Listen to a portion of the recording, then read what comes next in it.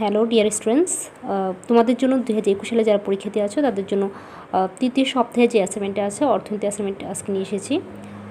ভিডিওটি শুরু করার আগে বলছি, যারা চ্যানেলটিকে আমার চ্যানেলে যারা নতুন আছো চ্যানেলটিকে সাবস্ক্রাইব করে দেবে আর পাশে থাকা নোটিফিকেশন বেলটা অন করে দেবে। তাহলে তোমরা আমি যে অ্যাসাইনমেন্ট সম্পর্কে যে ভিডিওগুলো আপলোড করব পরবর্তী অ্যাসাইনমেন্টের ভিডিওগুলো তোমরা পেয়ে যাবে। আর যারা অলরেডি সাবস্ক্রাইব করেছো তাদেরকে অসংখ্য ধন্যবাদ। অ্যাসাইনমেন্টের সলিউশনে চলে যাই আমরা।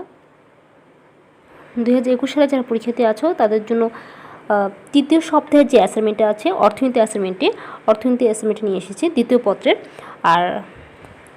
আর বিষয়কোড হচ্ছে 110। দ্বিতীয় অধ্যায় থেকে দেওয়া হয়েছে তোমাদের অ্যাসাইনমেন্টের শিরোনাম হবে বাংলাদেশের কৃষি পণ্যর বিপণন ব্যবস্থায় কৃষি খাতের উন্নয়নের অন্যতম অন্তরায় উক্তিটির সপক্ষে যুক্তি। এটা তোমাদের অ্যাসাইনমেন্টের শিরোনাম হবে। আর তোমাদেরকে করতে হবে কৃষি পণ্যর বিপণন ধারণা, কৃষি পণ্যর বিপণন ব্যবস্থা, কৃষি পণ্যর বিপণন সমস্যা চিহ্নিতকরণ, কৃষি পণ্যর বিপণন সমস্যার সমাধানে রাষ্ট্রের ভূমিকা কী, সরকারের কৃষি বিপণন নীতি কী। আমরা চলে যাই মূল্যায়ন রুবিক্সে। উদাহরণসহ কৃষি পণ্যর বিপণন ধারণার প্রত্যাশিত ব্যাখ্যা। উদাহরণসহ তোমাদেরকে ব্যাখ্যা করতে হবে যখন তোমরা বিপণন ধারণা ব্যাখ্যা করবা। উদাহরণস্বরূপ কৃষি পণ্য বিপণন ব্যবস্থার প্রত্যাশিত ব্যাখ্যা হচ্ছে কৃষি পণ্য 10 থেকে 12টি বিপণন সমস্যা চিহ্নিতকরণ ব্যাখ্যা। আর ঘ নম্বর হচ্ছে কৃষি পণ্যর বিপণন সমস্যার সমাধানে রাষ্ট্রের 5 থেকে 6টি ভূমিকা লিখতে হবে। সরকারের কৃষি বিপণন নীতি, 4টি কৃষি বিপণন নীতি লিখতে হবে। তাহলে তোমরা মূল্যায়ন রুবিক্সে 4-4 পাবা। এখন আমরা সলিউশনে চলে যাই। কৃষি পণ্যর বিপণন ধারণা। কৃষি পণ্যর বিপণন ধারণা সম্পর্কে আমরা লিখব এখন। এগ্রিকালচার মার্কেটিং পণ্য সামগ্রী ক্রয় বিক্রয় সম্পর্কিত কার্যক্রমকে বিপণন ব্যবস্থা বলে। যে প্রক্রিয়ার মাধ্যমে উৎপাদিত কৃষি পণ্য কৃষকের নিকট থেকে ভোক্তার নিকট পৌঁছায় তাকে কৃষি পণ্যর বাজারজাতকরণ বা কৃষি বাজার ব্যবস্থা বলে। অন্যভাবে বলা যায় কৃষি পণ্য উৎপাদন থেকে শুরু করে গুদামজাতকরণ, পরিবহন, নমুনাকরণ, ওজন নির্ধারণ ও বিক্রয় প্রক্রিয়ার সাথে সংশ্লিষ্ট সব ধরনের কার্যকলাপকে কৃষি পণ্য বাজারজাতকরণ বলা হয়। এখান থেকে তোমরা 2 জনের অথবা 3 জনের দিতে পারো, তো সবগুলো দেওয়ার প্রয়োজন নেই। পিডি কনভার্সের মতে কৃষি পণ্যর বাজারজাতকরণের 2টি অংশ। এদের একটি অংশ পণ্যর ক্রয় বিক্রয় সংক্রান্ত কার্যাবলী নির্দেশ করে এবং অপর অংশ পণ্যর পরিবহন, নমুনাকরণ, গুদামজাতকরণ ইত্যাদি ধরনের কার্যাবলী নির্দেশ করে। আরেকটা যদি দিই আমরা আরেকজনের বক্তব্য অনুসারে যদি দিই, অধ্যাপক হ্যানসেন বলেন বাজারজাতকরণ এমন একটি প্রক্রিয়া যা ভোক্তার প্রয়োজন মতো পণ্য ও সেবা উৎপাদন করে এবং চাহিদা সৃষ্টি করে। এখান থেকে আমি তোমাদেরকে 2টা বলে দিলাম। আমরা পরিশেষে লিখতে পারি সুতরাং কৃষি পণ্য সংরক্ষণ, গুদামজাতকরণ, নমুনাকরণ, ঝুঁকি বহন এবং ক্রয় বিক্রয়ের সাথে যাবতীয় কার্যক্রমকে কৃষি পণ্য বাজারজাতকরণ বলে। এখন আমরা চলে যাব খ নাম্বার উত্তরে। আমাদের খ নাম্বার উত্তর হচ্ছে কৃষি পণ্যর বাজার ব্যবস্থার উন্নয়নের উপায়। কৃষি পণ্য বাজার ব্যবস্থা উন্নয়নের উপর কীভাবে করা যায়। ঠিক আছে, যদি আমরা 1 নম্বর পয়েন্ট দেখি তাহলে দালাল ও ফড়িয়ার বিলুপ সাধন। 1 নম্বর পয়েন্ট হচ্ছে দালাল ও ফড়িয়ার বিলুপ সাধন। 2 নম্বর পয়েন্টে চলে যায় পরিবহন ও যাতায়াত ব্যবস্থার উন্নতি। 3 নম্বর পয়েন্ট গুদাম নির্মাণ ও কৃষি পণ্য সংরক্ষণ।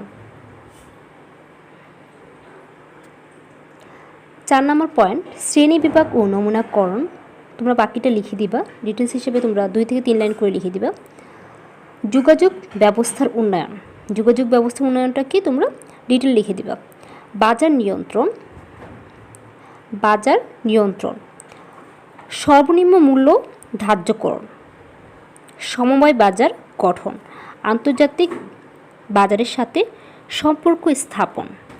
উপরোক্ত আলোচনা থেকে বলা যায় যে প্রক্রিয়ার মাধ্যমে উৎপাদিত কৃষি পণ্য কৃষকের নিকট থেকে ভোক্তার নিকট পৌঁছায় তাকে কৃষি পণ্য বাজারজাতকরণ বা কৃষি বাজার ব্যবস্থা বলে। কৃষি পণ্য বাজারজাতকরণে বিভিন্ন সমস্যা রয়েছে, তবে সমস্যার সমাধান উপযুক্ত ব্যবস্থাতে গ্রহণ করা গেলে বাংলাদেশের কৃষি পণ্য বাজারজাতকরণ ব্যবস্থার উন্নয়ন ঘটবে নিঃসন্দেহে বলা যায়। তোমরা এভাবে যদি লিখো আশা করি তোমরা ভালো মার্কস পাবে। আমরা এখন চলে যাই 3rd কোশ্চেনে। আমরা এখন চলে আসলাম 3 নাম্বার প্রশ্নের সলিউশনে। বাংলাদেশে কৃষির পণ্য বাজারজাতকরণে কৃষি বিপণনের সমস্যা বা ত্রুটিগুলো আমরা লিখব। আমরা এখন লিখব কৃষি ব্যবস্থাপনায় কী কী ত্রুটিগুলো রয়েছে আমাদের। পণ্য ধরে রাখার ক্ষমতা কম, ত্রুটিপূর্ণ ওজন ব্যবস্থা। 3 নম্বর পয়েন্ট হচ্ছে অনুন্নত পরিবহন ও যাতায়াত ব্যবস্থা।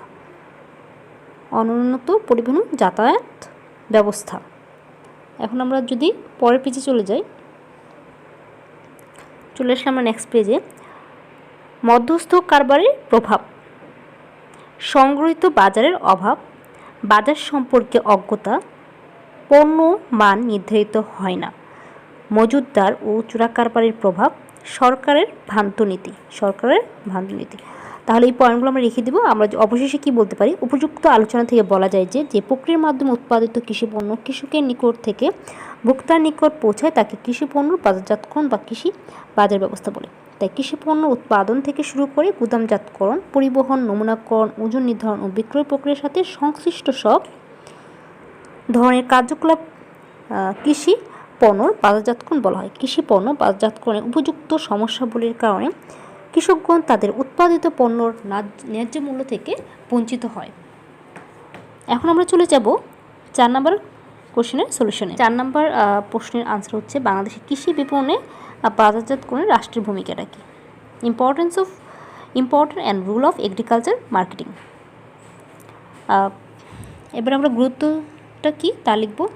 দালাল ও ফরিয়ার বিলুপ সাধন। উন্নত ও উন্নয়নশীল দেশের কৃষিপণ্যের বাজার থেকে দালাল ও ফরিয়াদের বিলুপ সাধন করে কৃষকদের পণ্যর প্রাপ্ত মূল্য নিশ্চিত করতে হবে। ঠিক আছে, তোমরা পয়েন্টের পর তোমরা ডিটেলগুলো লিখে দিবা। পরিবহন ও যাতায়াত ব্যবস্থার উন্নতি। আমরা এখন পরের পেজে চলে যাই। গুদাম নির্মাণ ও কৃষি পণ্য সংরক্ষণ। ঠিক আছে, উন্নত ও উন্নয়নশীল দেশে ফসল ওঠার সাথে সাথে কৃষকের যাতে কম দামে পণ্য বিক্রি করতে বাধ্য না হয় তার জন্য গ্রামে গ্রামে সমবায় সমিতি গঠন করতে হবে ও গুদাম ঘর নির্মাণ করতে হবে। শ্রেণী বিভাগ ও নমুনাকরণ। উন্নত ও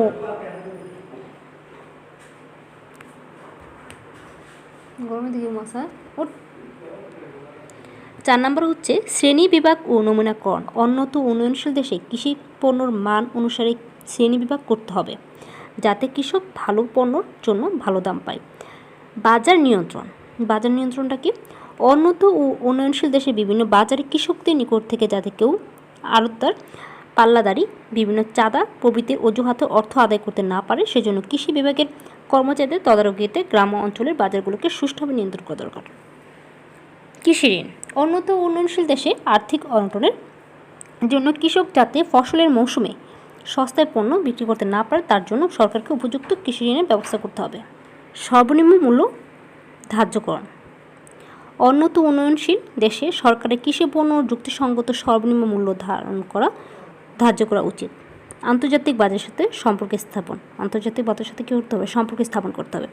সার্বিক আলোচনা থেকে বলা যায় যে প্রক্রিয়ার মাধ্যমে উৎপাদিত কৃষিপণ্য কৃষকের নিকট থেকে ভোক্তার নিকট পৌঁছায় তাকে কৃষিপণ্য বাজারজাতকরণ বা কৃষি বাজার ব্যবস্থা বলে। ঠিক আছে, বাকিটা তোমরা পরিশেষে কী বলা যায় এটাও লিখে দিবা। এখন আমরা চলে যাব নেক্সট আনসারে। এখন আমাদের উম্ম নাম্বার আনসার যেটা তা হচ্ছে বাংলাদেশের কৃষি উন্নয়নে সরকারের যে পদক্ষেপগুলো ছিল এই পদক্ষেপগুলো গৃহীত। ঋণ দানকারী প্রতিষ্ঠানের সংখ্যা বাড়ানো। আমাদেরকে কী করতে হবে? ঋণ দানকারী প্রতিষ্ঠানের সংখ্যা বাড়াতে হবে। ডিটেলটা তোমরা লিখে দিবা। 2 নম্বর পয়েন্ট হচ্ছে ঋণের পরিমাণ বাড়ানো। ঋণের পরিমাণ বাড়াতে হবে। ঋণ দান পদ্ধতি সহজ করা। ঋণ দান পদ্ধতি সহজ করে দিতে হবে। প্রত্যন্ত অঞ্চলে ব্যাংক স্থাপন। ঋণ দানকারী প্রতিষ্ঠানের শাখা গ্রাম অঞ্চলে বিস্তৃত করতে হবে এবং কী করতে হবে? গ্রাম অঞ্চলে ঋণ দানের ব্যবস্থা সহজ করে দিতে হবে। সময়মতো ঋণ প্রাপ্তি। কৃষক যেন সময়মতো ঋণ পায় সে ব্যবস্থা করতে হবে। দুর্নীতি দমনটা কি? যেমন বাংলাদেশে বিভিন্ন কাজে ঋণ বা দালালি এসব দুর্নীতি চলে। এই দুর্নীতির ব্যবস্থা কী করতে হবে? দুর্নীতি ব্যবস্থা থেকে যথাযথ ব্যবস্থা গ্রহণ করতে হবে। দুর্নীতি দমন করতে হবে। ঋণ বন্টনে সমতা নিশ্চিত করা, ঋণ বন্টনে সমতা নিশ্চিত করতে হবে, অর্থাৎ ধনী গরিব, ধনী অর্থাৎ ভূমিহীন তাদের সবাইকে কী করতে হবে, ঋণদানের ব্যবস্থা করতে হবে। পরিশেষে বলা যে বাংলাদেশের কৃষি উন্নয়নে সরকারের গৃহীত কৃষি ঋণ ও কৃষি উপকরণ বিতরণে উল্লিখিত পদক্ষেপ নেওয়া প্রয়োজন।